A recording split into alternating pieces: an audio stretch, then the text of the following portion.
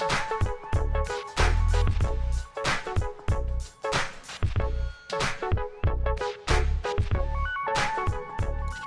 everybody, it's a brand new week. That means it is a brand new episode of Dodgers Territory. We are psyched that you were with us, joining us live on DT. That's Clint Pasillas. I'm Alanna Rizzo. The first half of the season is over, but we have a lot to talk about today. Don't forget, guys, like us, subscribe, Please. All of the things, rate us 5 stars. We appreciate you very much.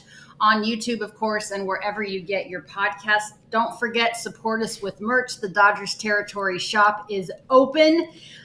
Click the store button right here on YouTube, support the show in style, or visit DodgersTerritoryShop.com. We appreciate it very much. Buy a shirt so we can continue to stay employed. All right, lots to talk about. Clint Pasillas. My friend, the first half has come and gone. The Dodgers have been every bit of a mixed bag. Why don't we talk and go behind the scenes? Let's do it.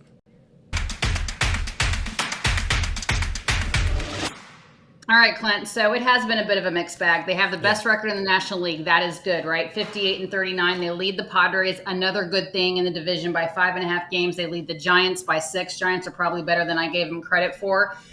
They're doing it with the best offense in the National League by OPS, by runs, home runs, walks, batting average, and the 8th worst pitching by staff in baseball, by ERA rather, in baseball. So that doesn't tell the full story. No. What went well, in your opinion, in the first half? They found ways to obviously found ways to win ball games. This team also has been scrappy. They have been phenomenal when it comes to coming from behind, as we saw yesterday and talked about yesterday. Sometimes coming from ahead to win a ball game, but they battle. It's an offense that, even with some of its issues, like you said, they are a prolific offense. They paid for that, mind you, in the offseason. They have a prolific offense, can put some runs on the board or points on the board if I'm looking to piss people off who do watch the show.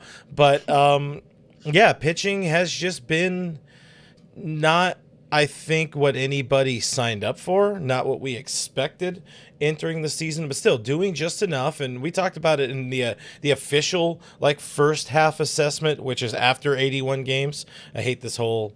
We get 2 first halves. It's like 2 Christmases in a divorce, But what I love what the front office has done in finding some scrap heap dudes to kind of plug in and fill in. Not all of them have been great.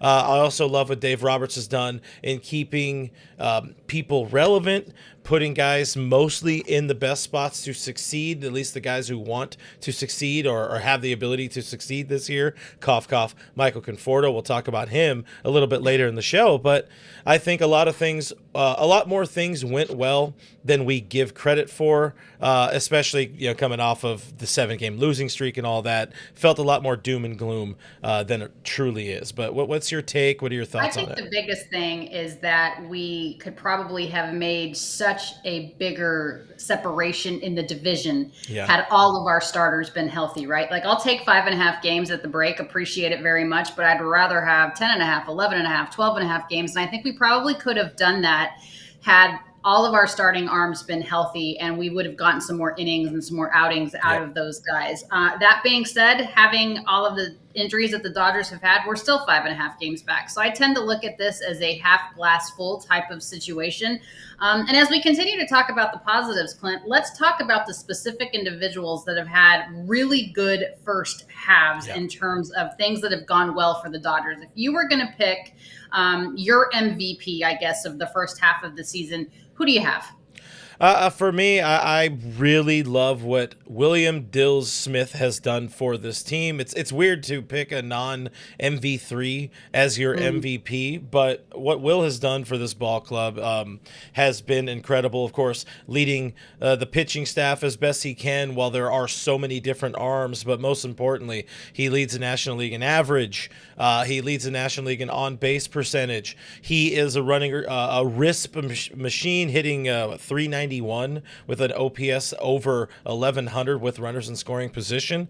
You would assume he'd have more RBI, tallied over there, but I also love how the team has Dave has protected him as much as he can. Like, don't get him in the lineup every single day because you need to worry about Will Smith not breaking down in the second half. But in terms of first half and looking at dudes consistently performing, Will has not had a down stretch at all. Everybody else has had their ups and downs. Will has just been a perfect, steady presence and force for this ball club all year long, and that's why he's my first half MVP.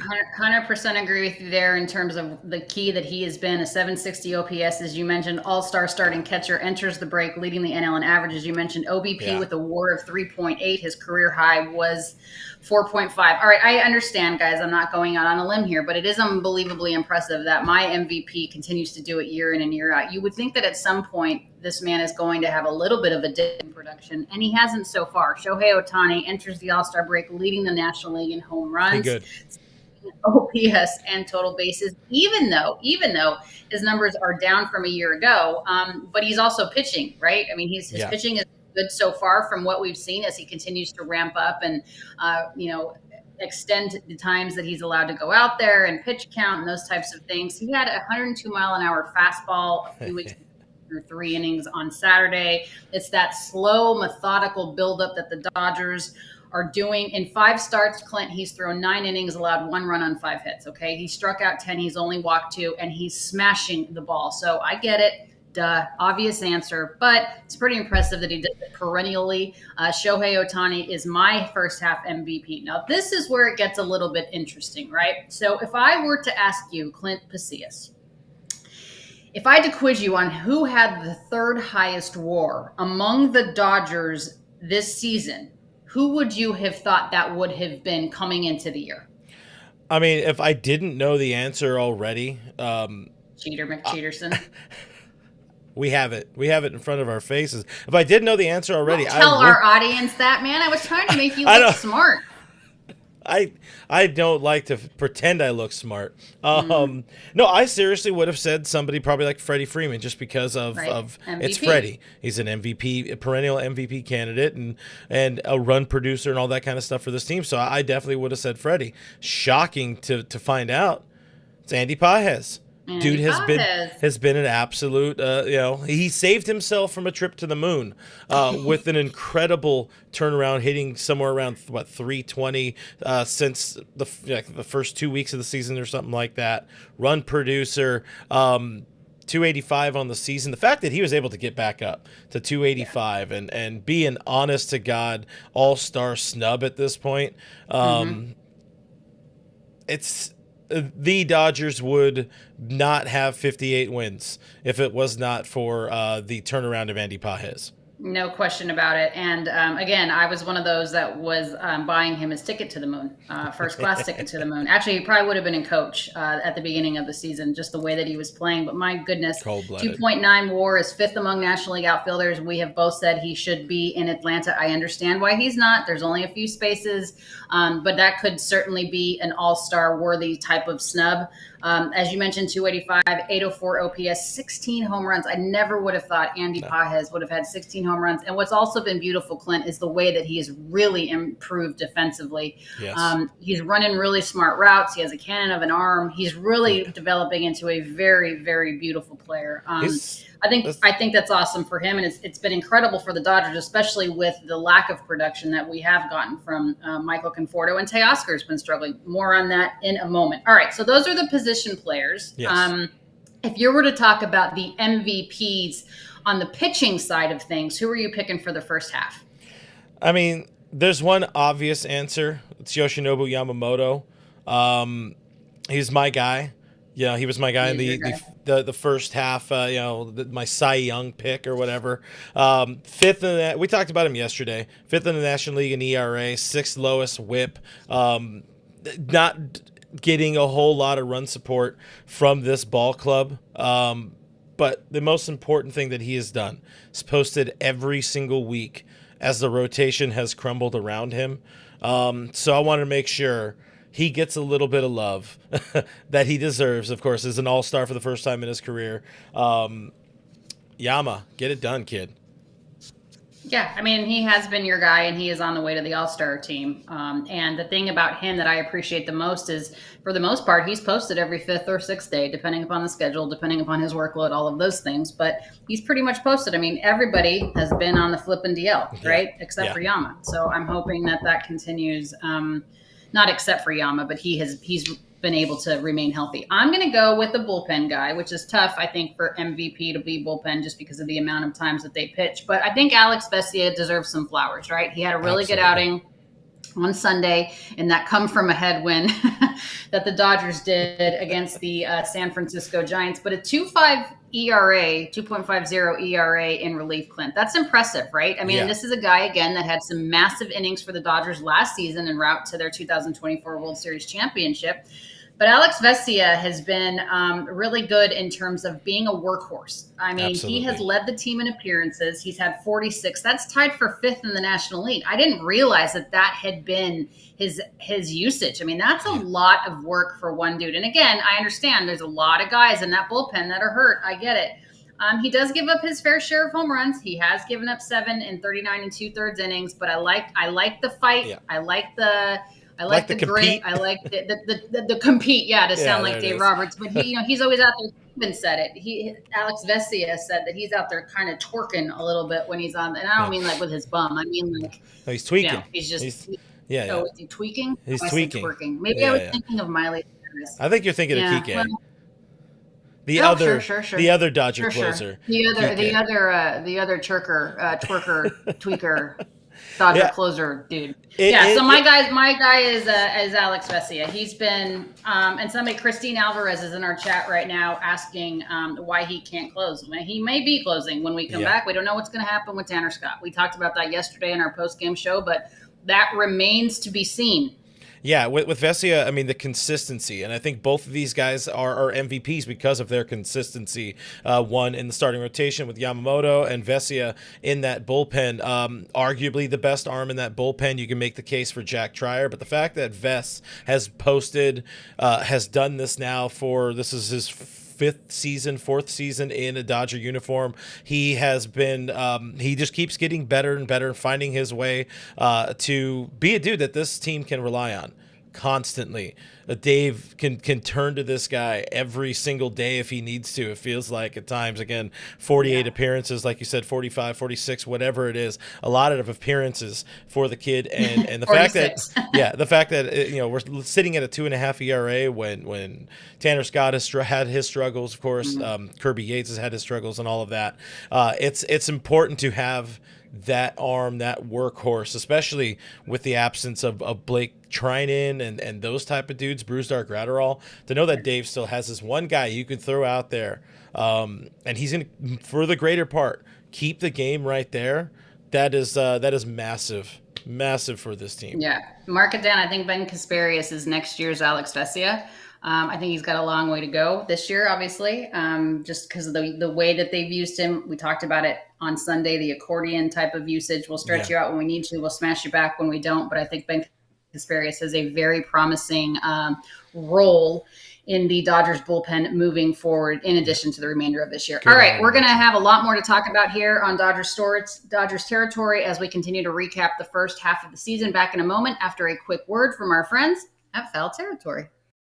The way to buy, sell, or trade your cards is Arena Club. It is the top marketplace in the biz to get that done. And Kratz, we love the slab pack situation because rolling through a ton of cards, physically opening them, finding all kinds of commons that end up folded or in the garbage is old news. Why not get a slab pack and get a chance at a card worth thousands of dollars? I was a common card. It's okay if you don't get me in your slab pack because you put as little as $25 for a slab pack, and you could pull out something that's worth thousands of dollars. And it's a keepsake that you get to wait, you know what? It might be worth this much today, but I get to watch the value grow. And right now you can get 20% off your first slab pack or card purchase by going to arenaclub.com/foul and use the code FOUL. That's 20% off your first card purchase or slab pack at arenaclub.com/foul. Code FOUL. Feel good, Tommy. I don't give a shit. You feel good. There's 4 hits up there. That's good to see. Tommy Lasorda here on Dodgers territory, checking in with the Dodger manager legend, all that kind of stuff. Anyways, we talked about the positives from the first half, but again, we know there have been a fair share of disappointments, negatives, things that went wrong for the Dodgers here in the first half. What takes the cake for you when you're talking about things that went wrong in the first half for the Dodgers? Well, I mean, I think the obvious thing is the amount of injuries to starting arms. When you talk about the free agent imports that the Dodgers have signed, remember, we're going into the season, we're like, oh my God, look at Becky, look at her butt. It is so big. But we're also like, Andrew Friedman signed the universe. Now we don't need to do anything as long as everybody stays healthy. Well, nobody stayed healthy. So everyone was talking about how unfair it was that the Dodgers, signed all these people. They may win 120 games. Here's how that offseason went. Blake Snell, he had 2 starts this year. Clint Pasillas, he's on the IL with left shoulder inflammation since April. 2 starts for the guy that was supposed to be your workforce in the Dodgers starting rotation, right? Roki Sasaki, I still think he's on witness protection. Does anybody know where Roki Sasaki is? 4.72 ERA and 8 starts on the IL with right shoulder impingement. Tanner Scott has 7 blown saves, my apologies, including Sunday against the Giants. He has a 4.09 ERA. It's not even so much the ERA for me, it's the blown saves. Michael Conforto, who was my guy, who I was super excited about the signing because I thought it was going to lengthen the lineup. I loved the left-handed option. I love his defense. I still love his defense. 184 average, 620 OPS in 83 games. That's a big enough sample size. So that for me is the biggest bugaboo and room for improvement is all these massive signings, which I appreciate the signing, like they just haven't panned out. Is that anyone's fault? No. But think about where this team could be. I think much greater than a 5.5 game lead. Yeah, no, absolutely. And I want to bring up something, too, when we're talking about the division lead and all that. Very early in the chat, technically before the show started, we had a series of comments from USA Rail fan who was bringing up the fact, like, in so many words, he's kind of happy that the NOS isn't as just the Dodgers aren't blowing them out of the park, the Padres or the Giants or whatever, because as we talked to Dino Ebel about and others in the offseason, the importance of keeping the division close, the Dodgers playing for something because, in the 9 seasons Doc's been manager is what he said in the comment, we've won the division with less than 10 games 5 times and won more than, what does it say, 15, more than, won by 15 3 times, and I think usually when the Dodgers have a big lead, I'm butchering this whole thing here, but when they have that big lead, my point I'm trying to get to here, because I'm pulling this out of my ass as we're going here, is that when they have the big lead, they struggle in the postseason. So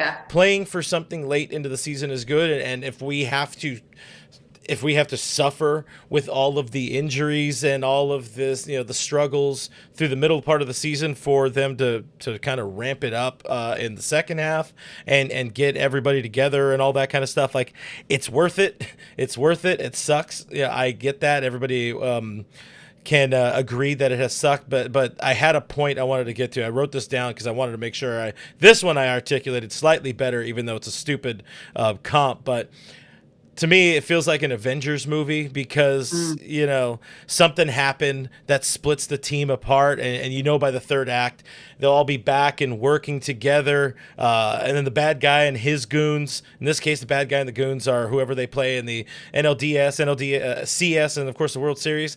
They're going to be back together and fighting against this dude and these good dudes and beating them and then championship and all this kind of stuff. I just hope it doesn't turn out to be like Infinity War where the good guys get beat and dusted and all that kind of stuff. Wow. But the point is, this was a long walk. There's 2 things I can tell by the conversation that you just had. Number 1, I'm 10 years older than you. Number 2, you're a boy and I'm a girl. I have no freaking idea what you're talking about. Yes, that's what it took for me to realize the difference between you and I. I can appreciate the parity in the division, and I like that. And I think that he's right? I think it's good to have this competition and good not to necessarily have, a 20-game advantage. I would, from a fan perspective, you're like, ooh, this is great. But I get that, you can't simulate these types of stressful situations if you're winning the division. As long as they win the division by 1 game, that's all that matters, right? Just win the division. Let's have a super chat from Francisco Diaz. We appreciate you being here, Francisco. Had 3 players I wanted gone at April's end, 2 being Pajes Spunsy turned into my co-MVPs. There you go. The first half. The other, even with his good 2 weeks off, 0 for 4 For Fordo. I get it. Conforto. Oh boy. Needs to be replaced by the trade deadline. Yeah, we'll see what happens with him. Thanks for participating, Francisco. We appreciate it. So yeah, I mean, I think it's tough. I think injuries have plagued this team, but listen, nobody feels sorry for the Los Angeles Dodgers. So the Cubs is Thanos. Oh, Donnie, I don't know. You guys are speaking like something. You really not watch any Marvel movies? No, I've never. No. Oh, honey. No. Do some Big Bang Theory references Morgan Wallen references or something. I don't know. Puppy references, something that I can relate to. All right. Another thing. Never do Big Bang. Room for improvement, and I think nobody deserves or needs the break as much as Mookie Betts. And I think if you asked him, I think he would tell you that, right? I mean, this is a guy that has some statistical worsts in his career, if you will. 244 average, 696 OPS. Just hasn't been able to get on that tear, Clint, that hot streak that we're accustomed to, that we're hoping for. Yeah, it's been tough sledding for Mookie all season long. Historically has been a better hitter in the second half, so hopefully we can hang our hat on the fact that Mookie will be back. He will be in regular MLB 50 form in the second half, with a little bit of a break, not participating in any of the All-Star stuff. This is something we talked about yesterday, something we talked about last week as well with David Vassegh. Get in that break, just stay home with the family, bowl with your mom at your house and your mansion and all this kind of stuff. Well, Kike got him a bowling alley. I think he already had a bowling alley. I saw that. I think maybe it was a second. Maybe it was a second bowling alley, or maybe they set up a bowling alley. But anyway, Corona, I think, sponsored it, so that's awesome.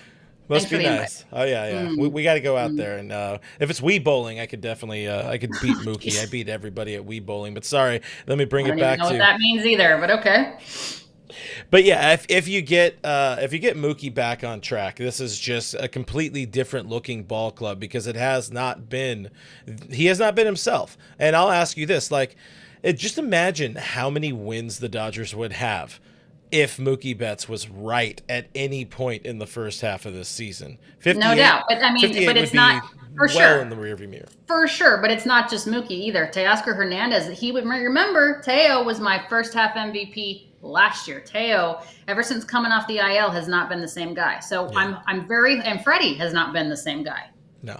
So I'm hoping that, and I know that Freddie's participating in the All-Star game, whatever, it's an honor and it's okay. And I'm fine with that. But I'm hoping that Mookie, Freddie, and Teao get back to the Mookie, Freddie, and Teao form that we know that they can be. And that, when you get that in complement to your starting pitchers getting healthy and coming back, I believe that is a really, really good formula for victory. Victory is ours. Do they say that in the Marvel movies? Victory is ours. That's exactly what they say.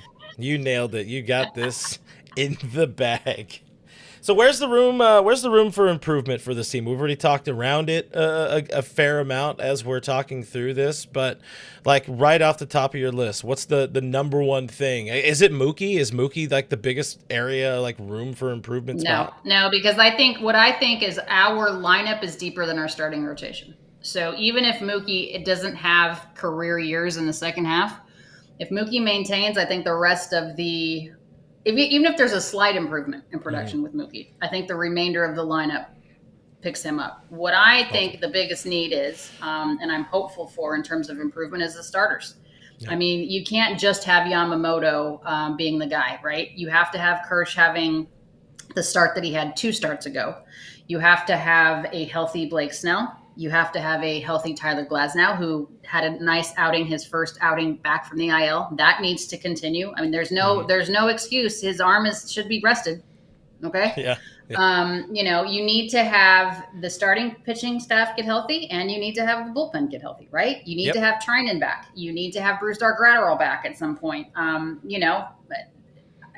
But we know Evan Phillips is done. That sucks. Yes, that's tough. But that, I think, health. I mean, that to me is the only way that this team can improve. It's not a lack of talent, for sure. And it sure as shit isn't a lack of effort. It's a lack of health. Yeah, it's not the ability with these guys; it's the availability with these guys. And Snell, we know he's on the come. You mentioned getting Glasnow back last week. That was massive for this team. Roki Sasaki, there has been a sighting, there has been a spotting. He threw a bullpen session, I believe, over the weekend at Dodger Stadium. Reports came out good from that. Dave Roberts said they're hoping maybe a late August return for Roki. In what role? We'll see. Maybe the bullpen gets better with the starting rotation getting better. I think Dustin May probably has 1-2 more starts in this rotation max, because he has been a big red sore thumb for this team. Appreciate no the fact. But appreciate the pun intended. Wouldn't that be funny though if he did go to the bullpen? Because you and I were begging for that at the beginning of the year.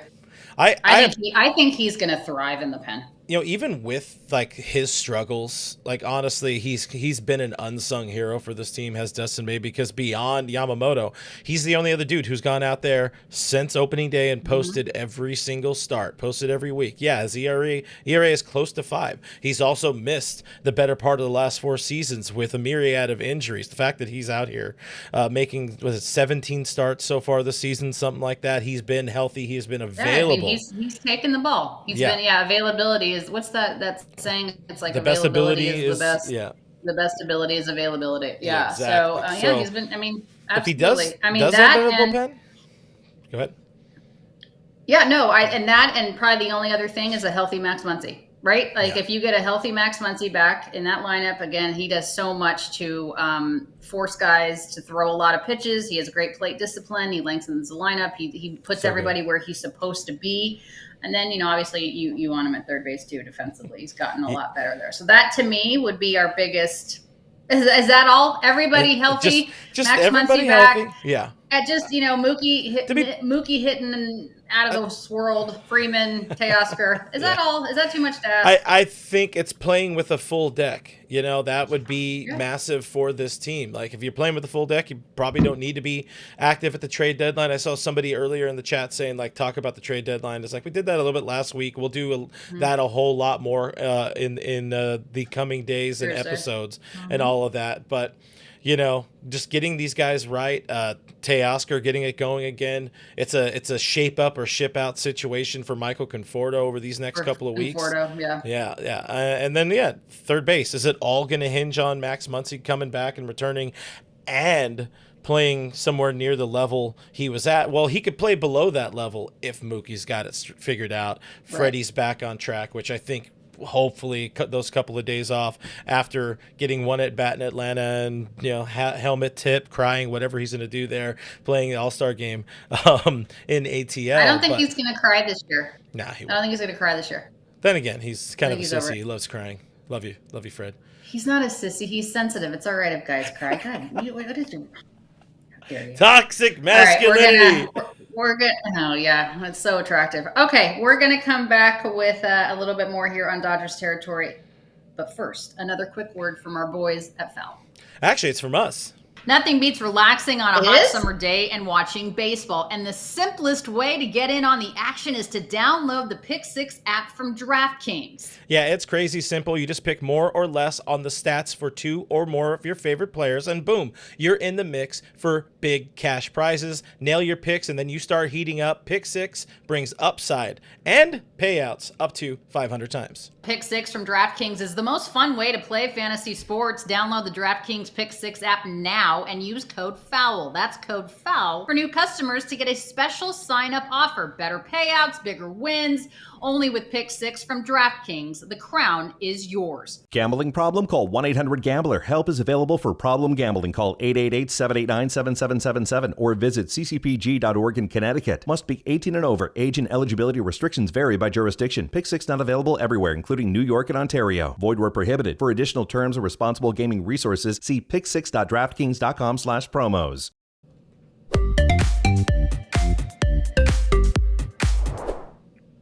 All right, guys, it's time for Last Licks, where we introduce you to a pup that is in need. Wrong That dog. is Morgan. That is Roosevelt. They both need an adopter, and they certainly could use donations. But Roosevelt is a stray. He was found roaming Inglewood by himself.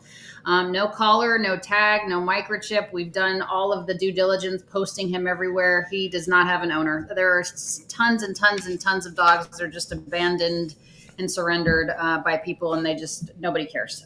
So this is a sweet, sweet boy. He's a German Shepherd mix. He's probably about 4 months old. He's going to the vet today to get an overall wellness check, flea and tick treatment, all the things, a blood panel, just to make sure he's good. We need an adopter for him. We don't want to take him to a shelter because he will get killed in a shelter. Los Angeles is overrun with dogs in shelters that are being killed just for space. If you are interested in adopting Roosevelt, he is being fostered in Inglewood, California right now. Please hit us up on social. I can give you all the information. If you can't adopt, we could always use your help with donations. Guidry'sGuardian.org. We appreciate it very much. Okay, Clint, what's coming up on All Dodgers with Clint Pasillas? Despite the fact that everybody is off, we will have a busy week. Soon we should have a draft kind of review for the Dodgers, what they did, and some more prospect talks and all that, plus more trade deadline conversation. That's going to be coming up this week. Still figuring out dates and guests and things like that, but please do consider subscribing to the channel there. It's All Dodgers with Clint Pasillas. Technically, it's just All Dodgers now, but it's with Clint Pasillas and Jeff Snyder right here on the YouTube. Do that. You'll like it. Are you going to put Jeff's name up on the board one day? Like, does the man get like a font? Or I don't make these. I don't make these, so I would need to talk to Jeremy about that. Also, there's two little graphics that for some reason aren't showing up there, but YOLO, as the kids say. Yeah. Okay, this kind of goes in line with what I was just saying, that I'm a lot older than you, and I don't know what the hell's going on in pulp culture. If you would have told me, gun to my head, name one person that was participating in the Celebrity All-Star softball game yesterday, you would have had to have pulled the trigger. I couldn't name anybody. I could name 4 people that were there. There was Terrell Owens. There was CC Sabathia. I could have gotten that. The athletes are obvious. The athletes are obvious. I'm talking about non-athletes. 2 randoms with Talkin' Jake from John Boy and Nikki Cass. Those are the only ones. Otherwise, apparently, if you're not...